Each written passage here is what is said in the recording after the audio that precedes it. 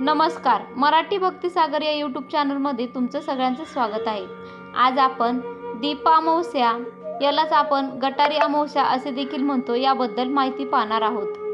तर या अमावस्येचा प्रारंभ 23/7/2025 वार बुधवार रात्री 2:29 चालू होत आहे व अमावस्या समाप्ती ही 24/7/2025 वार गुरुवार रात्री 12:41 समाप्ती होत आहे।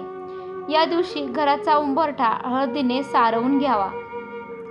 पाण्यात मीठ, हळद, गोमूत्र, लिंबू टाकून घर पुसून घ्यावे। सर्व यंत्र, वाहने, घर स्वच्छ करून नारळ 7 वेळा उतारा करून फेकून द्यावा। दर अमावस्येला करावयाच्या काही विशेष सेवा ह्या खालीलप्रमाणे आहेत। सकाळी पंचगव्य संपूर्ण शरीराला उठण्यासारखे लावून गायत्री मंत्र किंवा महामृत्युंजय मंत्र म्हणावा व आंघोळ करावी। जमल्यास नदी तीरावर अथवा तीर्थक्षेत्री पंचगव्य संपूर्ण अंगाला लावून स्नान केल्यास अतिउत्तम। पंचगव्य हे अंगाला लावल्यानंतर साबण लावू नये।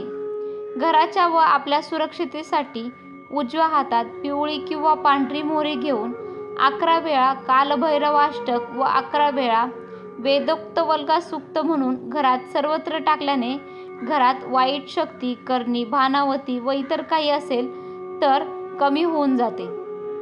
अमावस्येच्या दिवशी घराच्या आजूबाजूच्या सर्व देवी देवतांचा हार, नारळ, खडीसाखर ठेवून मान सन्मान करावा। अमावस्येच्या दिवशी घरातील आजारी व्यक्ती व कुटुंबातील सर्व व्यक्तींचा घराचा व दुकानाचा नारळ घेऊन त्यावर कोरड्या शेंदुराने त्रिशूळ काढून नारळ उतारा करावा। आपल्या घरातील, ऑफिसमधील किंवा दुकानातील जाळे वगैरे काढून व्यवस्थित साफसफाई करून पाण्याच्या बादलीत थोडे जाडे मीठ, हळद, लिंबू, गोमूत्र व पंचगव्य टाकून किंवा केंद्रातील उपलब्ध श्रीनिवासाचे फ्लोअर क्लीनर, फिनेल पण चालेल, हे टाकून घर स्वच्छ पुसून घ्यावे। हळद व गोमूत्र एकत्र करून घराचा उंबरठा पुसून घ्यावा। आपले वाहन स्वच्छ धुवून त्यावर नारळ उतारा हा 7 वेळा श्री स्वामी समर्थ मंत्र म्हणून करावा।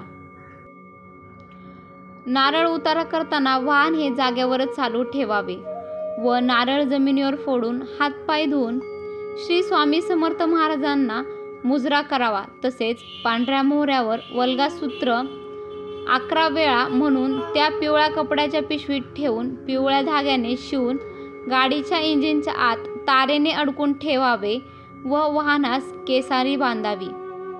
घर, दुकान, ऑफिस, कारखाना, वाहन यांना अलोसा नारळ, गोरक्ष चिंच किंवा कोहळा बांधावा।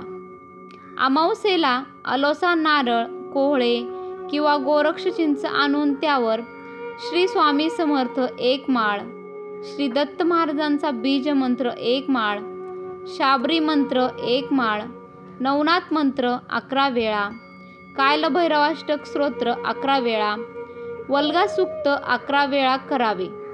गोरक्ष चिंच, अलोसा नारळ किंवा कोहळे लाल कपड्यात संरक्षण पुडी सहित बांधावे। जर अगोदरच बांधले असेल तर ते वाहत्या पाण्यात किंवा कचरा कुंडीत सोडून द्यावे। अलोसा नारळ किंवा कोहळा टांगल्यानंतर कधी कधी खराब होतो किंवा त्यातून पाणी गळते, तेव्हा ते काढून कचऱ्यात टाकून द्यावे। त्यापुढील शनिवारी पुन्हा नवीन कोहळा, अलोसा नारळ आणून लावावे व नेहमी सूर्यास्त झाल्यानंतरच हा उपाय करावा। हिरण्यदान हे ज्यांचे वडील नाहीत त्यांनीच करावे। अमावस्येच्या दिवशी 12 ते 12:30 वाजता जानवे जोड, 1.25 पावशेर पेढे, 11 रुपये दक्षिणा या 3 वस्तू ब्राह्मणास दान द्याव्यात।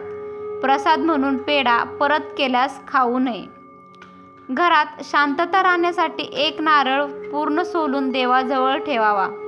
शेंडी देवाकडे करावी व रोज सकाळ संध्याकाळ त्यावर एकानंतर एक असे 7 कापूर जाळावे।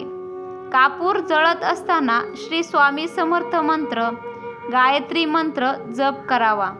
दर पौर्णिमा व अमावस्येला व अमावस्येला नारळ बदलून घ्यावा. जुन्या नारळाचा प्रसाद घरात खावा. नारळ खराब निघाल्यास विसर्जन करावा.